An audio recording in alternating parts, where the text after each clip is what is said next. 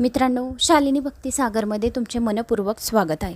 तर मित्रांनो, आज आपण या व्हिडिओच्या माध्यमाने श्रवण करणार आहोत प्रदोष व्रतकथा आणि उपाय।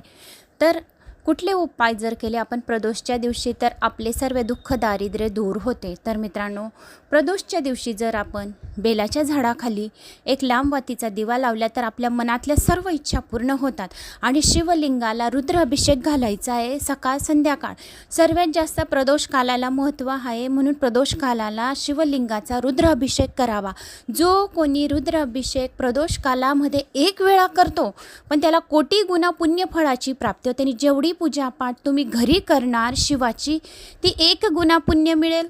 तीच पूजा तुम्ही जर मंदिरात जाऊन करणार तर कोटी गुणा पुण्य मिळेल। आपण स्वतःच असे शिवपुराणमध्ये ऐकलेले होते। म्हणून तुम्ही प्रदोष कालामध्ये शिवलिंगाला अभिषेक शिवमंदिरात जाऊन करावा। आणि प्रदोष कालामध्येच आपल्या घराच्या चौकटावर एक दिवा गोलवातीचा आणि शिव चौकटावर गोलवातीचाच दिवा एक लावायचा आहे। कुठे दिवे तुम्हाला लावणे शक्य नसणार पण मुख्य म्हणजे आपल्या घराच्या दरवाजावर एक दिवा आणि एक शिव चौकटावर दिवा जर आपण प्रदोष कालामध्ये शिवाच्या नावाने नुसतं लावून पण दिलं तरी शिवाला आपल्या मनातल्या सर्व इच्छा माहिती राहतात, आपल्याला सांगायची जरूरत नाही आहे। म्हणून आपण प्रदोषच्या दिवशी जे काही उपाय तपाय करतो ते सर्वात जास्त महत्त्वाचे असतात। आणि शिव आपल्या हृदयात प्रवेश करून सर्व इच्छा पूर्ण करून घेतात आणि ते कार्य पण करून घेतात। तर ज्यावेळेस आपण ओम नमः शिवाय असं म्हणतो तर आपल्या मुख हे तीर्थस्थान बनतो आणि जे पण आपल्या मुखाचे दर्शन करतो त्याचे सुद्धा पापे जळून भस्म होऊन जातात। एवढं महत्त्व ओम नमः शिवाय या मंत्रामध्ये सांगितलं आहे। जो कोणी रुद्राक्ष धारण करतो त्याचे सर्व पापे जळून तर भस्मच होतात पण त्याच्या स्वतःच्या शरीराचे संरक्षण सुद्धा होतं। कारण रुद्राक्ष हा शरीरावर आपल्या राहणं हे सर्वात जास्त संरक्षणाचं कवच आहे। रुद्राक्ष हा एक संरक्षणाचा आणि जे रोग बिमारी दूर करण्याचा असा एक कवच आपण शरीरावर जर धारण केला। एक रुद्राक्ष जेवढा जास्त छोटा रुद्राक्ष असतो तेवढा जास्त प्रभावी असतो। असली आणि नकली रुद्राक्ष कसे ओळखावे? जो रुद्राक्ष वरती येतो तो नकली, जो रुद्राक्ष खाली पाण्यामध्ये बसून जातो तो असली। म्हणून रुद्राक्षाची पहचान अशी करायची। तर मित्रांनो, आता आपण प्रदोष व्रताची कथेला सुरुवात करूया। तर तुम्ही असे 2 दिवे लावा आणि शिवाची आराधना करा। काहीतरी ओम नमः शिवाय 108 वेळा पण आपण जर दररोज केलं, या प्रदोष कालाच्या वेळेस केलं तर तेवढं तितकं पुण्यफळाची आपल्याला जास्तीत जास्त प्राप्ती होते। तर मित्रांनो, माझं हे शालिनी भक्ती सागर चॅनल 3 महिन्यासाठी डिमॉनिटाईज केलेलं आहे। तरी पण मी कथा तुम्हाला मला याच्यात काही स्वार्थ नसताना पण मी तुम्हाला माझ्या कथा आवडतात म्हणून मी तुमच्यापर्यंत कथा पोचत आहे। माझं चॅनल जे मॉनिटाईज आहे शालिनी भक्ती सागर कथा, तर तिकडे तुम्ही कथाला सर्च करून तुम्ही कथा ऐकू शकतात। आणि जर ह्या चॅनलला पण तुम्ही आलेले आहे तर कथा ऐकून घ्या, पण चॅनलला सबस्क्राईब नक्की करा, एक कमेंट्स नक्की करा, लाईक नक्की करा आणि माझा आत्मविश्वास वाढवा आणि माझ्या दोघी चॅनलांना सपोर्ट करा। तर मित्रांनो, जय श्री महाकाल। कसे आहात तुम्ही? मस्त आहात ना? कोणत्या गावाहून माझी कथा ऐकत आहोत? आपली गावाची कमेंट्स नक्की करा। जसे कमेंट्स करतात, हजारो गावांच्या कमेंट्स येतात तुमच्या, तशीच कमेंट्स करत राहा आणि माझा आत्मविश्वास वाढवत राहा। तर आता आपण कथेला सुरुवात करूया। श्री गणेशाय नमो नमः। श्री गणेशाय नमो नमः। प्रदोष व्रतकथा। सदाशिव ही 4 अक्षरे जो नेहमी मनोभावे उच्चारतो तो शिवाचे पूजन करीत असतो। जो शिवनामाच्या जपाने शुद्ध झालेला आहे त्याला कोणत्याही प्रायश्चिताची गरज नाही। शिवनामाचा महिमा अगाध आहे। जो प्रदोष व्रत नेहमी पाळतो त्याला आयुष्यात काहीही कमी पडत नाही। ही गोष्ट त्रिवार सत्य आहे। ज्याला आयुष्य, आरोग्य, सुख, संपत्ती, संतती आणि दिव्य ज्ञान सहजासहजी आणि भरपूर प्रमाणात हवे असेल त्याने हे प्रदोष व्रत मनोभावे करावे। हे व्रत केले की त्याचे दारिद्र्य आणि दुःख 6 महिन्याच्या आत नाहीसे होते। 1 वर्षभर प्रदोष व्रत केले तर चांगले असे ज्ञान प्राप्त होते। 12 वर्ष प्रदोष व्रत आचरण्याच्या घरी भाग्यलक्ष्मी स्वतःहून चालत येते। व्यास महर्षींनीच हा महिमा सांगितला आहे। जो कोणी हा महिमा खोटा आहे असे म्हणेल त्याला याच जन्मी फार दुःख प्राप्त होईल, फार क्लेश सहन करावे लागतील। हा महर्षी व्यासांनी सांगितलेला महिमा खोटा आहे असे जो कोणी म्हणतो तो निश्चित दांभिक आहे असे समजावे। त्याची भक्ती आणि ज्ञान हे खोटे आहे, त्याचा गुरुसुद्धा काल्पनिक आहे असे खुशाल समजावे। आणि पार्वती परमेश्वरावर त्याची चरणी ज्याचे मन जडले आहे त्याहून पवित्र असा दुसरा कोणीही नाही हे पक्के लक्षात ठेवावे। मृत्यूसारखी मोठमोठी संकटे सुद्धा मर्यादा प्रदोष व्रताने नाहीशी होतात. आता मी एक कथा सांगतो ती ऐका. असे म्हणून सूत, शौनिक आणि ऋषी शिवमहिमा दाखवणारी एक कथा सांगू लागले. फार फार पूर्वी विदर्भ देशात सत्यरथ नावाचा एक राजा राज्य करीत होता. तो महापराक्रमी होता, धर्मशील होता, परंतु तो शिवाचे भजन पूजन मात्र कधी करीत नसे. त्यामुळे त्याला एकदा काय झाले, शाल्व देशाचा राजा आपले फार मोठे सैन्य घेऊन राजा सत्यरथावर चालून आला. दोघांमध्ये 7 दिवस घनघोर युद्ध झाले. शेवटी राजा सत्यरथ युद्धात मारला गेला. शत्रूने सत्यरथ राजाच्या नगरात प्रवेश केला. सत्यरथ राजाची राणी गरोदर होती. तिचे दिवस भरले होते, पण शत्रू नगरात शिरताच ती एकटीच चोर वाट्याने रानात पळून गेली. सुकुमार अशा त्या राणीला चालताना पायाला खूपच काटे टोचत होते. श्रमाने मूर्छा येऊन जागोजागी पडत होती. सावध झाली की शत्रूच्या भीतीने मागे पुढे पाहत पुन्हा पळत होती. राणी दिसायला अतिशय सुंदर होती. मदनाला सुद्धा मोह पडावा असे तिचे अप्रतिम रूप होते. पण देवाची गती गहन आहे. तिचे नखही सूर्याला कधी दिसत नसे. ती सुंदरी अशी गरोदर अवस्थेत एकटीच रानात येऊन पडली होती. नळाची दैवंती किंवा भिलिनीचे रूपात असलेली भगवान शंकराची सती पार्वतीच पुन्हा या वनात संसार पुन्हा करत आहे असे वाटत होते. प्रत्येकाला आपल्या कर्माची फळे भोगावीच लागतात, त्याला इलाज नाही. सर्वत्र भटकून शेवटी बिचारी एका वृक्षाखाली दमून बसली. त्यातच तिला प्रसव वेदना सुरू झाल्या. जिच्या शब्द तळ हातावर झेलण्यासाठी 100 दासी मागे पुढे असतात, त्या राणीला आज भांडेभर पाणी द्यायला सुद्धा कुणी नव्हते. ती राणी इंदुमती तेथे जमिनीवर गडाबडा लोळत पाण्यासाठी मोठमोठ्याने टावा फोडत होती. पण ऐकणार कोण? थोड्या वेळात ती त्या झाडाखालीच प्रसूत झाली. तिला एक सुंदर मुलगा झाला, पण आता ती तहानेने व्याकुळ झाली होती. त्यामुळे तिला काही सुचेना. अजान अभरखाला तेथेच त्या वृक्षाखाली सोडून राणी इंदुमती तशा अवस्थेत बसत उठत पाय टाकत मात्र तेवढ्यात बसत उठत जवळ असलेल्या सरोवरापाशी गेली. तिने एका सरोवराच्या पाण्यात पाय टाकला. मात्र तेवढ्यात एका मगरीने तिचा पाय आपल्या तोंडात धरला आणि तिला मारून टाकले. बिचारा नवजात राजपुत्र जमिनीवर एकटाच पडला होता आणि जंगलातल्या वृक्षाखाली मोठमोठ्याने रडत होता. त्याच रस्त्यात उमा नावाची एक ब्राह्मण विधवा येत होती. तिच्याकडे 1 वर्षाचा लहान मुलगा होता. तिलाही जगामध्ये कोणीच नात्याचे कुणी नव्हती. या चिमण्या बाळाला पाहून तिला मनामध्ये फार दया आली. नाळ सुद्धा न कापलेला हा सुंदर बाळ येथे कसा आला तिला काहीच समजेना. हा कोणत्या बरं जातीचा असेल, त्याला आपण उचलून घ्यावे की नाही? आपण उचलून न घ्यावे तर या जंगलातील हिंसू पशी याला मारून टाकतील. काय करावे? बरेच क्षणभर तिला काहीच सुचेना झाले. तेवढ्यात एका यतीच्या वेशेने भगवान शंकर तेथे आले. त्यांनी सांगितले, तू हा बाळ जरूर ने आपल्या घरी ने. याच्यामुळे लवकर तुझा भाग्योदय होईल. हा क्षत्रिय कुमार आहे, तरी पण स्वतःच्या मुलासारखे तू त्याचा सांभाळ कर. मात्र दुसऱ्या कुणालाही गोष्ट सांगू नकोस. एखाद्या दरिद्री माणसाला परीस सापडावा. चिंतामणी रत्न अशा दारिद्र्य माणसाच्या आपाप पुढ्यात येऊन पडावे किंवा मेलेल्याच्या मुखात आपाप अमृत पडावा. तसा हा बाळ तुला आता सापडलाय. याचे पालन नीट व जीवाभावाने कर. एवढे सांगून शंकर लगेच गुप्त झाले. मग उमेने दोन्ही पुत्र उचलून घेऊन प्रवासात सुरुवात केली. स्वतःच्या मुलाचे नाव तिने सुचिव्रत ठेवले व राजपुत्राचे नाव तिने धर्मगुप्त असे ठेवले. दोघांना कडे खांदेवर घेऊन ती गावात घरोघर भिक्षा मागत असे.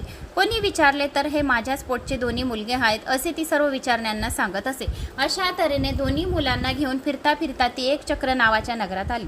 तिथे तिला एक सुंदर व मोठे शिवालय दिसले. शिवालयात अनेक थोर ऋषी बसले होते. त्याच वेळी तेथे शिवाची आराधना सुरू होती. महान श्रेष्ठ अशा शाडिल्य ऋषीच्या देखरेखीखाली त्या मंदिरात यज्ञयाग सुरू होता. उमा आपल्या दोन्ही पुत्रांसह त्या शिवालयात आली. पूजा पाहत उभी राहिली. धर्मगुप्ताकडे आपल्या तेजस्वी डोळ्याने निरखून पाहत शाडिल्य ऋषी म्हणाले, अरे रे रे, दैवाची गती किती विचित्र आहे पहा. हा खरं तर राजपुत्र, पण आज दीन होऊन गरीब होऊन येथे भिक्षा घेण्यासाठी आपल्या समोर आलाय. उमेने शाडिल्य ऋषीचे नम्रपणाने पाय धरले व त्यांना म्हटले, महाराज, आपण तर त्रिकालज्ञानी आहात. तुम्हाला भूत भविष्य आणि सर्व काही समजते. महाराज, आपण माझ्यावर कृपा करा आणि याचे आई वडील कोण आहेत, जिवंत आहेत की मेले आहेत ते मला सांग. तेव्हा तिला उठवत शाडिल्य ऋषी म्हणाले, या राजपुत्राचा पिता सत्यरथ नावाचा एक राजा होता. एकदा काय झाले, हा प्रदोषाच्या वेळी भगवान शंकराची पूजा करीत बसला होता. तेवढ्या त्याच्या शत्रूने त्याच्या नगरावर हल्ला केला. नगराला सर्व बाजूने वेढा पडला. तेव्हा शंकराची पूजा तशीच सोडून तो शत्रूंशी लढायला रणांगणात गेला. शत्रूंना ठार मारले हे खरे, परंतु नंतर पूजा न पूर्ण करता सत्यरथाने जेवण केले. पूजा पूर्ण करण्याचे विसरून गेला. त्यामुळे तो या जन्मात अल्पायुष्य होऊन मरण पावला. म्हणून कोणीही चालू असलेली भगवान शंकराची पूजा सोडू नये. त्याच्या आईने सुद्धा कपटाने आपल्या सवतीचा प्राण घेतला. तिला मारून टाकले. हा राजपुत्र धर्मगुप्त याने मागच्या जन्मी शंकराचे कोणतेही व्रत अजिबात केले नाही, म्हणून हा जन्मताच आई वडिलांना पारखा झाला. म्हणून प्रदोषाच्या वेळी मनापासून भक्तीने शंकराचे पूजन करावे. कधीही शंकराची पूजा अर्धवट करून उठू नये. प्रदोष काळात देवी पार्वती समोर भगवान शंकर स्वतः नित्य करीत असतात. सरस्वती वीणा वाजवत असते. पुरोहित सुस्वर बासरी वाजवत असतात. लक्ष्मी छानसा ताल देत असते तर भार्गवी मधुर आलाप घेत असतात. शिवाचा परम मित्र तो यक्षपती हात जोडून समोर उभा असतो. सगळेच्या सगळे यक्ष गण गंधर्व किन्नर देवते ते सभोवती उभे राहून शंकराचे नित्य पाहत असतात. असा हा भाग्यवान प्रदोष काळ आहे. हा प्रदोष काळाच्या वेळेस भगवान शिवाने विष प्राशन केलेले आहे. म्हणून प्रदोष काळाला एवढे महत्त्व दिलेले आहे. प्रदोष काळ 4:30 ते 6:45 पर्यंत, सूर्यास्ताच्या 45 मिनिटं पहिले आणि सूर्यास्ताच्या 45 मिनिटं नंतरचा हा भाग्यवान प्रदोष काळ आहे. म्हणून प्रदोष काळामध्ये भगवान शिवाची पूजा करत असलेले जो कोणी ज्या घरात भगवान शंकराची पूजा चालू असते प्रदोष काळामध्ये, तर साक्षात नंदीवर बसून शिव आणि पार्वती प्रभात फेरीला निघालेले असतात. आणि आपल्याला माहीत नसतं की त्यावेळेस कोणत्या वेळेस ते आपल्या घरी आपली पूजा चालू असताना आपल्या घरात प्रवेश करतील आणि आपल्याला आशीर्वाद देऊन जातील आणि आपल्या सगळ्या मनातल्या इच्छा पूर्ण करतील.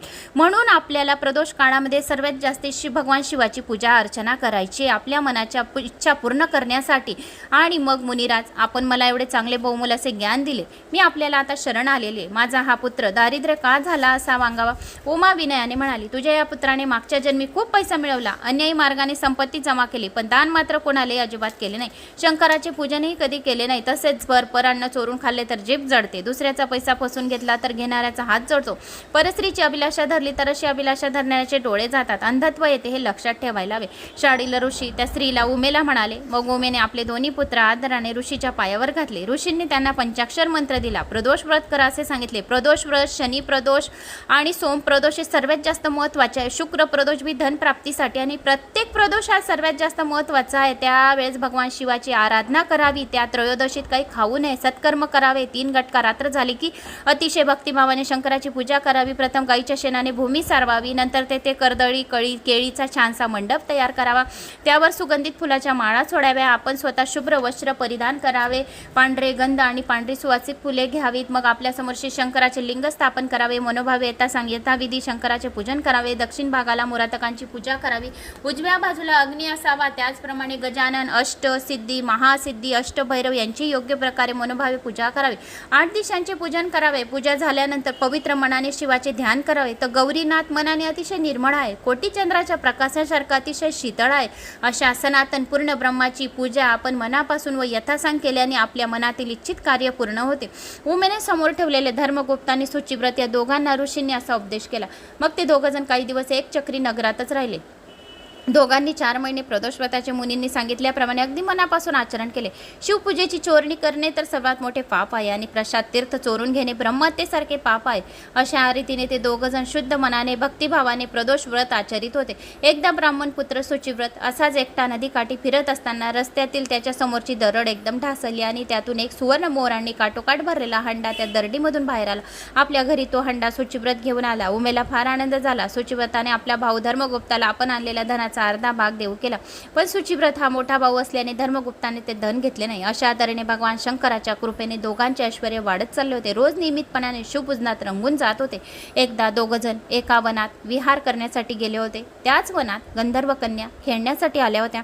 त्या मुलींच्यात एक मुलगी दिसण्यात अतिशय सुंदर होती. राजपुत्र धर्मगुप्त तिच्याकडे आकर्षित होऊन टक लावून पाहत राहिला होता. धर्मगुप्ता परस्त्रीकडे असे पाहू नये अशा तरुण स्त्रियांचे तरुणांचे चित्त हरण करतात. आपल्या मायावी स्पर्शाने त्याचे शौर्य हरण करतात. अशा स्त्रियांचे सहवास करणे म्हणजे केवळ अनर्थाला कारण आहे. सुचिव्रताने आपल्या धाकट्या भावाला समजावून सांगत म्हटले. पुढे गेल्यानंतर तेथे त्याला गंधर्व राजाची कन्या अशुमती दिसली. तीही एखाद्या अप्सरेसारखी सुंदर होती. अशुमती या सुंदर तरुणाकडे एकटक दृष्टी लावून पाहत होती. तिला एकदम आठवले. तिच्या वडिलांनी महेशाला म्हणजे श्री शंकराला विचारले होते, माझी ही स्वरूप सुंदर आणि परमप्रिय कन्या मी कुणाला देऊ? तेव्हा पार्वतीपती त्याला म्हणाली होती, धर्मगुप्त नावाच्या सत्यरथ राजाचा मुलगा आहे, तो माझा परमभक्त आहे, त्याला तुझी कन्या दे. महेशाने सांगितलेला तो तरुण हाच तर नसेल, हा किती सुंदर दिसतो. क्षीरसागरातून प्रत्यक्ष चंद्रच जणू काही वर आलाय असे वाटत आहे. अशुमती स्वतःशीच असा विचार करत होती. प्रथम दर्शनी त्याला पाहताच ती त्याच्या प्रेमात पडली होती. मग तिने आपल्या सख्यांना चतुराईने फुले आणण्यासाठी दुसऱ्या बाजूला पाठवून दिले आणि अशुमतीने हलक्या आवाजात राजपुत्र धर्मगुप्ताला हाक मारून आपल्या जवळ बोलवले. त्याच्यासाठी तेथे मऊ पल्लवाचे तिने आसन तयार केले होते. राजपुत्र आसनावर येऊन बसला. तोही आता मोठ्या खुशीत होता.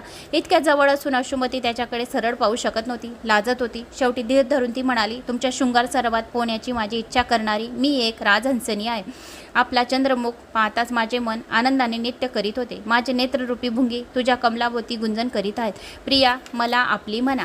मग अश्रुमतीने आपल्या हातांनी हलकेच गळ्यातील तेजस्वी मोतिकाची माळ काढली आणि राजपुत्राच्या चरणावर ठेवली. तेव्हा धर्मगुप्त म्हणाला, हे सुंदर युवती, मला आईवडील नाहीत. माझ्या आईवडिलांना ठार मारून माझे राज्य शत्रूंनी घेतले आहे. मी दारिद्र्य आहे. तुझ्या पित्याला मी पसंत पडणार नाही. आपण माझ्यावर विश्वास ठेवा. आपण 3 दिवसांनी या स्थळी आपल्या दोघांच्या लग्नासाठी यावे. मी माझ्या पित्याला सर्व सांगून येथे लग्नासाठी घेऊन येते. असे बोलून तेथून अश्रुमती चटकन निघाली. धर्मगुप्तांनी सर्व हकीकत परत येऊन आपल्या भावाला सांगितली. शांडिल्य ऋषीच्या कृपेचाच हा प्रसाद आहे हे त्याच्या चटकन लक्षात आले. अशा प्रकारे गुरुचरणावर ज्याची श्रद्धा असते त्याला काहीच कमी पडत नाही. अगदी मृत्यूपासून गुरु त्याचे रक्षण करतो. दोघा भावांनी सर्व हकीकत आपल्या घरी येऊन आपल्या आईलाही सांगितली. गंधर्व कन्या अश्रुमतीने सांगितल्याप्रमाणे 3ऱ्या दिवशी दोघंही पुन्हा त्या वनात गेले. गंधर्व राजा सपरिवार लग्नाचे साहित्य घेऊन तेथे आधीच आलेला होता. त्या तरुणांची अधीरतेने वाट पाहत होता. ते दोघे येताच आपल्या सुवर्ण गुणसंपन्न असा सुंदर जावई पाहून गंधर्व राजा अतिशय खुश झाला. नंतर त्याने त्यांना आणण्यासाठी पालखी सामोरी पाठवून धर्मगुप्ताच्या आईला उमेला लगेच तेथे बोलावून आणले आणि मग 4 दिवस मोठ्या थाटात धूमधडाक्यात आणि आनंदवनात विवाह समारंभ साजरा झाला. स्वर्गातील वस्त्रे आणि दागिने त्याने सन्मानाने विहिणीला अर्पण केले. 1,00,000 रथ, 10,000 हत्ती, 1,00,000 सुंदर घोडे, 1,00,000 दासदासी, रत्नांचे भांडार, स्वर्गीय धनुष्यबाण त्याने जावायला अर्पण केले. अतिशय मोठी चतुरंग सेना आणि पराक्रमी सेनापती त्याच्याबरोबर दिले. उमेला मोठा मान सन्मान देऊन संतुष्ट केले. अश्रुमती आता मोठ्या आनंदाने पतीच्या बरोबर चालली होती. त्याच्याबरोबर मंगलवाद्याचा गजर होता. चतुरंग सेना सभोवताली होती. हे सैन्य घेऊन राजपुत्र धर्मगुप्त आपल्या स्वतःच्या राज्यात विदर्भ नगराजवळ आला. त्याने संपूर्ण नगराला बेडा घातला. गंधर्वाचे बळ फार मोठे होते. त्याने विदर्भ राजाच्या ताबडतोब पाडाव केला. धर्मगुप्ताचे वडील सत्यरथ राजाचा वध करणाऱ्या दुमर्शन राजाला त्याने धरून आणले आणि धर्मगुप्ताने त्याला मोठ्या दिलदाराने जीवनदान दिले. आता देशोदेशीचे राजे आपल्या प्रजेसह कारभार घेऊन विदर्भ नगरीमध्ये दर्शनाला येऊ लागले.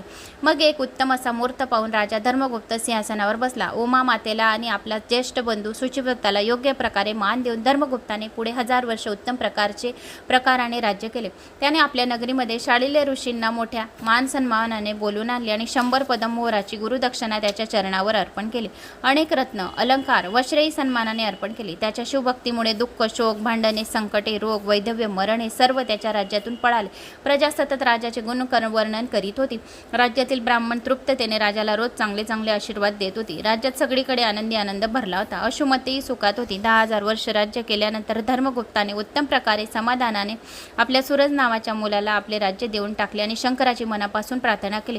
भगवान शंकरांनी त्यांच्यासाठी दिव्य विमान पाठवले. शंकराच्या कृपेने धर्मगुप्त राजाला दिव्य देह प्राप्त झाले. आई आणि भाऊ यांना पत्नी अश्रुमती राजा कैलासाला गेले आणि तेथे शिवदर्शन होता. सर्वांनी त्यांना साष्टांग नमस्कार घातला. भक्तांच्या कैवारी शंकरांना त्यांना उचलून आपल्या हृदयाशी धरले. आपल्या जवळ त्यांना अक्षयपद दिले. असे धर्मगुप्ताचे आख्यान. जे जे कोणी नित्यनेमाने वाचतात किंवा ऐकतात त्यांचे सर्व संकट प्रसंगी स्वतः रक्षण शंकर करीत असतो. त्यांच्या मागील सर्व पापांचा नाश होतो. ते जेथे जातील तेथे त्यांना विजय मिळतो. त्यांची सतत समृद्धी वाढते. जो प्रदोष व्रत करतात त्यांना मग मृत्यूचेही भय राहत नाही.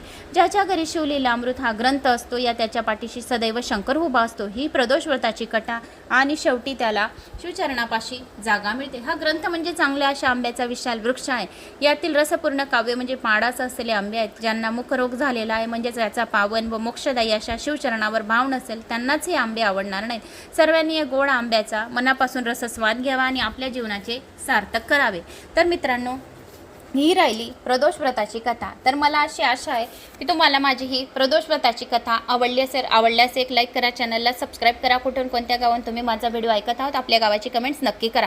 बेलाच्या झाडाखाली तुम्ही प्रदोष व्रताच्या दिवशी पार्थिव शिवलिंग बनवू शकतात आणि लांब वातीचा दिवा लक्ष्मी प्राप्तीसाठी लावू शकतात. आपल्या चौकटावर घराच्या मुख्य दरवाजावर भी एक लांब वातीचा दिवा प्रदोष कालमध्ये तरी लावायचा, कारण प्रदोष कालामध्ये शिव पार्वती नंदेश्वरवर बसून भ्रमण करण्यासाठी निघालेले असतात आणि ज्या घरी शिव चौकटावर प्रदोष कालात जर दिवा असतो तर त्या ठिकाणी साक्षात शिव पार्वती येऊन आपल्याला आशीर्वाद देऊन जातात.